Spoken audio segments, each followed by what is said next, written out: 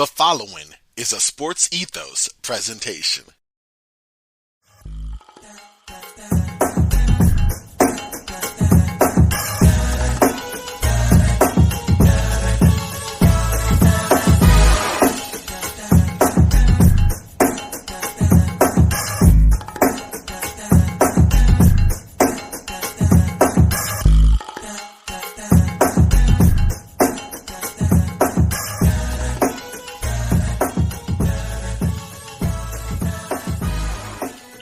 Yo, welcome to another edition of Roundball Ramble. I'm your host, Corbin Ford. You can follow me on Twitter at CorbinNBA.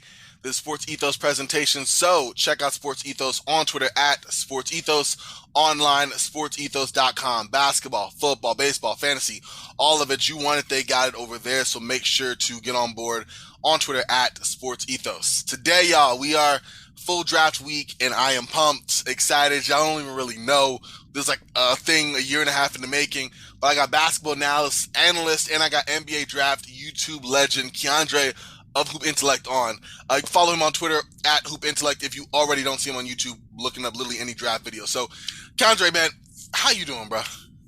I'm doing pretty good. I appreciate you having me on. That was a really good intro. I appreciate it. Oh man, of course, man. I'm telling you, I've always, like I said, videos for years, just watching your stuff and helping me understand the draft better, helping, I'm sure any of us who are like, who this guy? Go on YouTube and see it, man. The stuff you do is great. So all love and just pumped to have you on this show, man. But actually, that's kind of my first question. I kind of want to, can you describe your basketball journey up to this point? I'm always interested in hearing the stories of others, especially in this like content creating space. I'm still trying to find where I fit in here, but like just finding you becoming one of the draft legends, like I said, how did you kind of get here?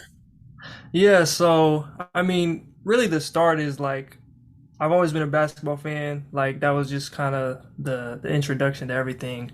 For as long as I can remember, I grew up watching those Michael Jordan kind of documentaries that he had, like Michael Jordan's Playground and things like that. Yep. So that was kind of the beginning. He was my favorite player at first, and then LeBron comes into the league as I'm like can really remember. And then kind of from there, I was always pretty good at the game, and then work my way up through high school.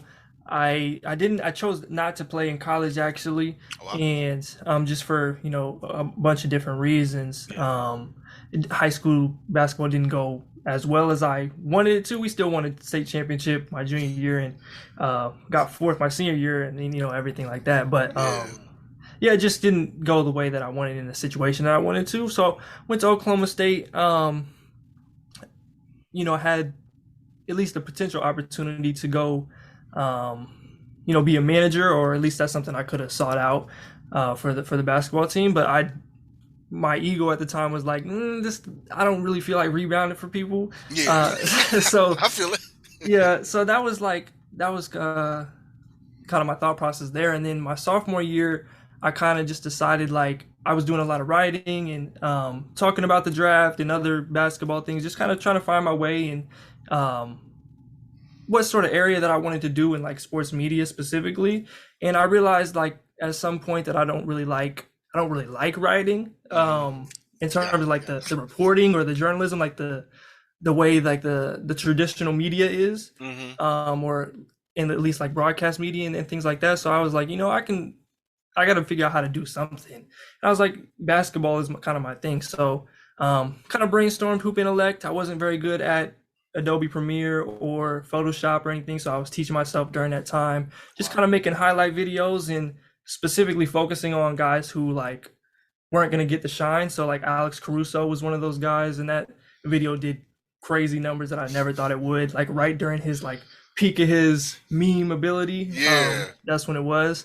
So I did that, and then kind of just kept working on my abilities as an editor and trying to be able to put ideas into a video, because that's a lot different than just being able to write and everything. So kind of working through all of that, and then taking the draft stuff that I was doing on Medium and putting it into what we see today. I made those scouting reports in like the spring of 2020. Wow. And they just kind of took off from there, and I just decided to roll with it because it was clear people enjoyed them, and I just wanted to get better from there, keep learning and growing, and that's really the kind of short, long version of getting here. So yeah. That's pretty dope, man. I gotta say, like you said, finding your space and like really carving out your space because you said like, okay, I don't want to really do writing. Like, where can I, get this niche and knowing that basketball is your thing? That's dope. Like I said, just as a fan, I think my first one watching definitely was one in 20. Well, it was before that. It was like around 2020, and I was like, I forgot which one it was, but you find a YouTuber, you find their video, and you see like 4 or 5 others, and I saw a mock draft, and I was like, okay, cool. And it was like a player comp you said at the end. And I liked you had like the player comp and like the draft range or like what team would be the best fit. I was like, these are dope. And it was like from that point on, like I became hooked. But yeah, I mean, obviously you said, especially from draft season when, I did much better this draft class of like trying to stay on it from like the beginning of college basketball season. But I've only been doing this for like 2-3 years. And for the most part, I was one of those guys that, okay, NBA, NBA, NBA, March Madness. Okay, let me think about college. And then draft lottery. Okay, who's in the draft? And that's where, YouTube and all types of online stuff is good for that. So that's really dope, man. Yeah, that's kind of how I used to be too. Like before I Mhm, really dove into it and did it full yeah, time, I was more of like a casual college basketball watcher, full time NBA, and then yeah. now I'm kind of more in the middle and ramp up the college as the NBA season kind of goes on. But yeah. That's pretty lit, man, for real. And speaking of that, kind of the draft class, I think, like you said, you've been covering these for a few cycles now. Detail, just people who didn't make it. Like you have, check it out on Twitter. Like I'm saying, on YouTube, I mean, rather, who like it's extensive. But looking at this specific draft class, what are your thoughts on this class as a whole? And how do you kind of compare that to, if you even do, let's say 2021 or 2020, given your experience of watching it from the beginning to now and how deep it is, whatever your general thoughts are, I'm very curious to hear. Yeah, so I think obviously 2021 had more top end talent. I think that that was kind of pretty obvious coming in, and it was clear this first year how good of a class that's going to be kind of going forward. But sort of, I think, when looking back at the 2020 class, even at the time, there was kind of a general, I don't know, like not really disdain, but like I think we were kind of a little bit lower on the class as a whole in terms of the overall depth and everything. Yeah. And especially a lot of people were skeptical of like LaMelo and Anthony Edwards at the time. But like when you're comparing like all three of these classes, I think that 2022 does have some good depth. It might not have the type of stars, the Cade, Jalen Green, Evan Mobley types, at least in my opinion. At the top of the draft, I think these guys are a little bit lower than them. Um, but I think when we started talking about like depth and potential role players and potential contributors going on in the future, I think that it has a lot of that and is at least better than the 2020 draft in that regard. So That's that's dope. kind of a rough look at it. I like that for sure, for sure. And I guess going from that to the stars, and I think there's always one or two. In the last year, we just say Cade, which one that was, 2020, Ant, LaMelo. Looking at this year, obviously you got three. We're gonna talk about them more in a second. And Jabari Smith, Paolo Banchero, and Chet Holmgren. But do you see this as just a top three draft in terms of potential NBA stars, or do you think the list goes deeper? Of guys who, down the road, were like, oh wow, how they become? I don't want to say Nikola Jokic, but that type of like late guy who becomes a 10-pole NBA star. Yeah, I think I would throw Jaden Ivey in that mix and make it a top four. Okay. Um, I definitely do view them a little bit differently. They're not all particularly like on the same level for me. Yeah. But I'd throw him in there as like a potential star. And then the rest of the guys kind of through, let's say maybe a like 5 through 12 ish, Hmm. have some outside chances of becoming like, um, a couple time all stars or whatever, not limiting their ceiling fully, but I Yeah. think that they have outside chances of making something happen, like a Jalen Duren or the Johnny Davises, Benedict Mathurin, like Yeah. those kind of guys. But yeah, I'd throw Jaden Ivey in that top four. Jaden Ivey for sure. That's cool. I've heard a lot of buzz about him, of course, but especially recently. So for sure on that. I guess kind of going with that. What is your personal philosophy? There's also talk on best player available versus team needs. I think that's interesting. And especially relevant to like Orlando, for example, because like they're gonna get a big, and that makes sense. That fills the need for them. But like, are you looking for like a defensive minded one, knowing how Orlando's management has gone? Chet Holmgren might be the guy, or you're looking at shooting because Orlando's offense has been like just horrible the last 3 years. Jabari Smith. So like, personally, what is your philosophy on that? Like, how would you apply best player available or team needs on this specific draft class, especially as you get to pick 4 Sacramento or pick 7 Portland? I kind of want to get your general thoughts on that. Yeah, so most cases I'm going best player available. I Okay. think that's kind of the philosophy that I would subscribe to in most cases. But as we get further into the draft, those type of things change. Maybe you have a contender or that had a down year. You go in a different direction. Like maybe you have, um, I don't know. Let's say the way Portland is approaching it, you have Dame Lillard and Anthony Simons. You don't Yeah. want to pick another big time shooting guard or point guard or whatever there, even if he was potentially the best player available in that situation. But for Orlando, I'm just going best player at number one, um, and me specifically, kind of going into what might be your next question is that top three. So I think Yeah. I would just go with Paulo number one. Okay. I feel like you hit the next one I was about to say. Like, how would you Yeah. kind of rank that big three? You got Paulo already there. So like between Paulo, Jabari, and Chet, all sort of different thoughts on them, whether or not you believe in Chet's frame holding up, or Paulo Banchero's defense, or Jabari Smith doing anything other than shooting. So you kind of got Paulo there. I guess first I'm interested in the why, and then kind of where you slot the other two from there. Yeah, so I think you look at Paulo, who was rumored to measure in at 6'10" and a half in socks. So, being that size and Yeah, 250 pounds, and you look at his combination of playmaking, the ability to create his own shot, getting all the way to the basket, scoring in the post a little bit, making outside jumpers and doing more traditional wing stuff on the perimeter. And I just think that that makes the most sense for the number one pick, and especially in Orlando's case for somebody who they need a little bit of an offensive punch in multiple ways, not just shooting or not just maybe a lob threat or whatever, what have you. yeah, Just kind of connecting everything, putting everything together, and um, from Wendell Carter to Jalen Suggs and Cole Anthony and Markel Fultz, just kind of bridging the gap there. So that's why I have him one. Number two would be Chet Holmgren. I think that he is super impactful.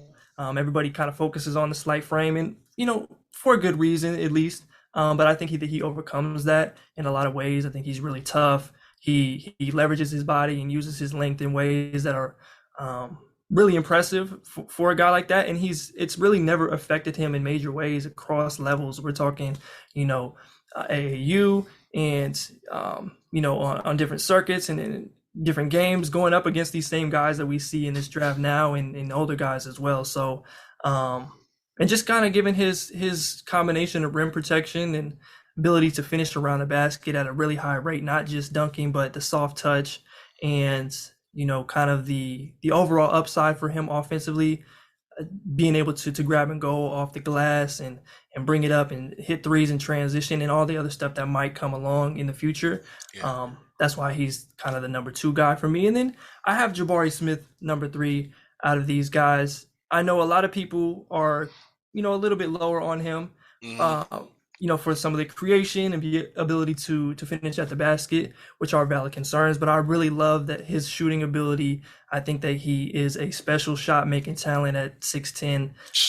And out of these three guys, he brings the most on the perimeter defensively, that's for sure, especially at kind of everybody's kind of penciled in this sort of modern four spot, even though they're all very different. But I Yeah. think that's a big part of his game. And yeah, I still like him as a prospect. No, that's really dude. I appreciate the analysis there. Yeah, I'm high on Jabari. Hopefully, growing more. I don't like the comps. I mean, Rashard Lewis. I've heard Kevin Durant, which seems way off base. It's been all these like crazy comps, but I do like the fact that Jabari comes in and although I have him for Orlando, I like Paolo better. It's weird because each one gives you something different. I like Paolo just the from scratch kind of offensive creation that Jabari doesn't give you. But I love Jabari as like a release valve as a shooter, and Chet just kind of doing whatever there. So that's really cool, and I see how that fits and how you kind of work those big three. Really interesting there. I guess kind of moving from those three more to the general rest of the class. Are there any players that to you, I don't want to say are overrated, but just they're, let's say you got player X like number 4 or 5, and you have him like 9 or 10, and you're just like, okay, I see why he's there, or I don't see why he's there, but this is kind of where I have him. Are there any players that are maybe valued higher than maybe you personally have them? I think I think the big one is probably Mark Williams, and not because I like certainly dislike him Oh as a yeah, player. I think that he's a really nice player. I think he can be a contributor at a high level in the league. But when He measured in at 7'2" with a 7'7" wingspan, 9'9" standing reach. It kind of went a little bit overboard in my opinion. He started getting mocked to like San Antonio or they have the ninth pick, I believe. I believe San Antonio at 9, and then the Knicks at really high. And for me personally, the only lottery team that I think that he makes the most sense for is Charlotte, and I'd be okay with that. But everybody else, I don't think that he necessarily garners that kind of or that level of attention. Just for a guy who is mostly going to give you, being a lob threat. He doesn't have the sort of playmaking and shooting upside or the ability to really give you a whole bunch in the post as a scorer, or just kind of the physical profile that like a Jalen Duren has, or the other things that he brings to the table that make him a lottery pick. So that's just kind of the disconnect that I have with him. And also one of the bigger things is just being more of a, what do we say? Like a hard drop coverage type of big in the league. Yeah. And in the lottery, that's kind of hard. That's kind of a harder sell. Even if like Jalen Duren ends up as that being his primary thing that he's going to do most, he can move a lot better on the perimeter than Mark Williams. And you have a little bit more confidence in that, especially him being like 2 years younger than him as well. But yeah, that's really one of the bigger ones. I get that. I definitely see where you're coming from with that for sure. Yeah, bigs in the lottery, especially the type of archetype we have here.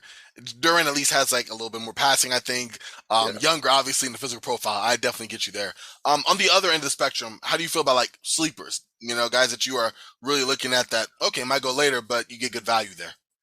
Yeah, I think one of my bigger sleepers or one of my favorites is Ryan Rollins out of Toledo. He's a 6'3" guard, smooth, composed, really effective in the pick and roll. Big time scoring talent, looking to create shots in a number of ways in different areas on the floor. He's a projectable secondary playmaking type of guard, and just kind of his overall skill set and his ability to get to certain spots on the floor, finish at the basket. I think he's a first round pick, and he's often mocked, sort of in the anywhere from like the mid to late 30s or in that sort of range. And I've seen that. Yeah, so I would personally would consider him sort of in that 20s range.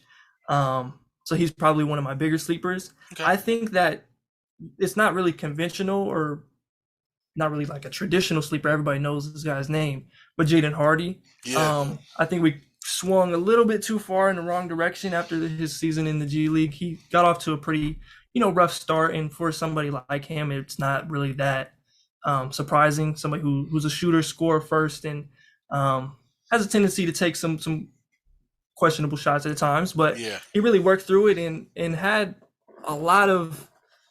he showed a lot of his complementary upside in his catch and shoot numbers and being able to knock down shots. And I think that he's still someone like right outside that lottery range, 15 to kind of 20,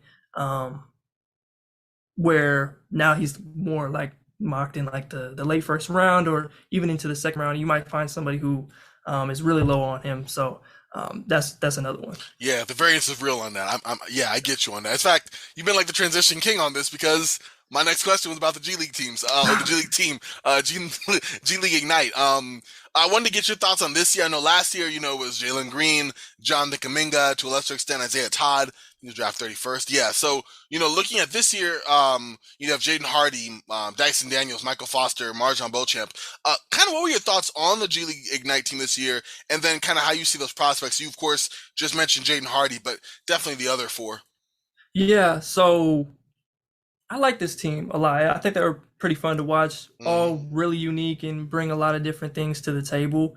They obviously weren't as like box office or as popular as the last years. Jalen Green, Jonathan Kuminga, those were guys we talked about for a really long time in the higher parts of the draft, and also kind of their games just being super athletes like they are. Just kind of lends itself a little bit easier in terms of like the entertainment value. But yeah, you've got a guy like Dyson Daniels who is a really popular pick right now. He's even getting some top 5 buzz. I think he's a comfortable top 10 pick, big 6'8" guard or sort of off guard, being able to make plays and make a huge impact on defense, and do all the things that he did there. He was a really fun watch and came on strong at the end of the season as well. Got a guy like Marjon Beauchamp who really worked his way to this point. He has a really good story, just kind of coming from being a high level recruit, and choosing to take that gap year with Chameleon BX and do that professional training program. COVID threw that off. He goes to JUCO. Well, he kind of loses his love for the game for a minute, goes to JUCO, kind of regains that, put up some crazy numbers, and then gets the opportunity to go to the Ignite, and really showed out in a different way than we've really seen from him in the past. He kind of left some of the scoring in previous iterations of his game and in situations, and became a big time complementary player, doing great things on defense and as a cutter, and showing off in transition as well. So as a 6'6", 6'7" wing, he's a guy who pretty much every team would like to have on their team. And then you got, Michael Foster, who he's a big dude, highly recruited guy coming out of high school. He's kind of a little bit of a tweener, as much as that can really exist in the modern NBA. Yeah. Kind of in that 4 or 5 spot. Mm-hmm. So he's got some concerns defensively, but he can really shoot it. I think that he projects well as a shooter and sort of a natural scorer, both inside and out. But yeah, it was a really fun group to watch, and I think Coach Jason Hart did a really good job with his team, kind of mending them together, and they grew a lot throughout the season. And really, what was the first like semi-normal G League season? Yeah. The previous team only played like 12 games in that bubble, or 15 games, something like that. Mm-hmm. So yeah. Wow. Yeah, I'm definitely looking forward to watching them much more closely next year. I did get a lot this year, and I'm always intrigued by the level of talent that goes in and the ones that people keep an eye on. Like you said, Jaden Hardy, a lot of buzz because when, first started, all I heard was Jaden Hardy. And then it was like he disappeared. And, so that was always intriguing, and definitely a team I'm interested in just on their own to watch more next year. But yeah, man, this draft talk, it's been great. I do appreciate you coming on talking. I do have one last question for you. It's one of my favorites. It's kind of your top 5 favorite players of all time. I call it the Hoop Vibe Squad. I got it from, well, it was a joke. I went to Vegas last year for Summer League, and I had a wallpaper on my phone that had it had Russell Westbrook, Terry Rozier, Monte Ellis, Latrell Sprewell, and Michael Beasley. And so my friend was like, or he didn't be my friend, but at the time I just met him, we were talking. He's like, "Oh, dude, who's on your phone?" I was like, "Oh, top 5 like best players," but I meant to say favorite. He's like, "Top 5 best." I knew he was judging me heavy, and like I had to come back and be like, "Nah, man, I meant my favorite because I like buckets and like the crazy personalities the better." But like that's what I like to watch, even though like being a more fully fledged NBA fan, just watching good basketball. But at the root of it, dude, if you could just get a bucket, that's my guy. So I'm intrigued by yours, having you watch. I mean, you're a big NBA fan, obviously a draft fan. You've evaluated hundreds of players. Like who are your top 5 favorite? Yeah, so top 5 favorite, I'm going to exclude Jordan and LeBron. Yeah. I mean, that's the 2 best players ever. So like, absolutely, we'll throw them out of this. I'll go with Kyrie. I love Kyrie's game. Say whatever you want about him. He's a walking highlight, ridiculous, unbelievably skilled. We have one guy back here, you can see. Oh, the legend. That is J.R. Smith. J.R. Smith, yes, I love it. Yes, sir. J.R. Smith, unbelievable talent. If you show somebody his highlights who never watched basketball before, I can convince you that is one of the 10 greatest players ever. No, for real. Especially some New York stuff. When is it? Lettison was on a crazy high. Yeah, I'm with you. Yeah, when he dunked on Gary Neal, you could put that against a lot of different things. Yes, the next one I think we're gonna go with is Jamal Crawford. Love Jamal Crawford's game. Growing up, that was somebody who I really modeled my game after in a lot of ways. And for somebody who's my age, I'm 23. I grew up in like the height of the Ball is Life hoop mixtape era. Yeah. And when they put out his mixtapes and like the Handle compilations, that was it. That's what we were looking forward to and watching during school. And I was gonna try to copy every move, that little behind the back fake thing he did. I've done that for about 100 hours. Yeah. So he's definitely in there. Who else? I'm trying to think. Who else would be in there? 3 down. Yeah, I know, it's interesting. It's tough. I'm gonna go with Paul George. Okay. That's one of my just favorite players. He'd be on my top 5. Just ever. We're talking good, whatever. I think he has the best handle, 6'8" plus in NBA history. Crazy with it. I mean, that's kind of self-explanatory. And he just got way too much slander and hate over the last year. Some of it deserved when you get 6 points in elimination or 4 points or whatever it was. But I think he's, really nice. So, I mean, he's in there. I'm trying to think of this last one. I feel like I'm going to forget somebody and think about it for a very long time. I know it's tough. I want to go with Nick Young. Okay. Swaggy P. Yeah. Big 3 legend. I just watched him. I mean, he didn't have a great game, but I watched him. Yeah. So Nick Young, he was also kind of in that Ball Is Life hoop mixtape kind of era, the stuff that he was doing in the lockout. Beasley's also in there. You already mentioned him. So yeah, he was one of my guys. I'm from Kansas. Oh, so you know. Growing up, K-State, that was my guy. Man. It might be in there, but I have a Heat 30 Michael Beasley jersey from snap, like 2008, 2009. So dang, okay, I gotta say, yeah, man, he's one of those guys. I mean, I just saw again, Big 3. It's sad. I wanted Beasley and other guys like to get a shot in the NBA, even though I know, okay, realistically the defense, a lot of stuff stopped. But like watching him, I think they played yesterday. Beasley's still, the dude can get buckets. I mean, he's only like 32, 33, but he's still so smooth with it. Like you said, inside, outside. Like, yeah, that was a guy almost not quite where you put JR, but like if he had just had it all together, in a right situation, I think dysfunctional Minnesota, kind of bad Phoenix spot. His best spot was probably Miami, and they, rightfully so, kind of let that all go to get LeBron and Bosh. But if he had the right spot, man, I would have been that guy would have been somewhere different. But yeah, man, I love it. So we got Kyrie Irving, we got J.R. Smith, Jamal Crawford, Paul George, and we got Swaggy P.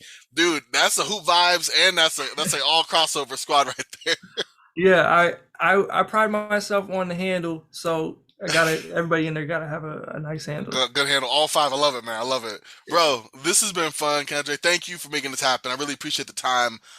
Listen, I know, obviously, like I said, on Twitter at Hoop Intellect, on YouTube for sure, but like, I mean, this is kind of the height of everything right now, I'd imagine. Like, what else are you gonna be doing? Some more stuff coming up here on a break? Kind of tell people where they can find you. Yeah, so like you said, you can find me on Twitter, Hoop Intellect, should pop up, and then also on YouTube, of course. Got the big boards and mock drafts coming right before Thursday. And then, all kinds of other basketball content that'll be coming out, some summer league stuff. So definitely stay tuned for that. Definitely, man. Definitely. I appreciate you again, Keandre. Thank you so much, bro, for coming on. It's been great. Listen, y'all, it's been a great show. Definitely make sure to tune in. We got some more draft stuff coming up. Draft is this week, man. I'm excited. I'm pumped. But this is it for right now. So for Keandre, for myself, we are Frosty. Y'all stay frosty, and I'll talk to y'all real soon. All right, y'all.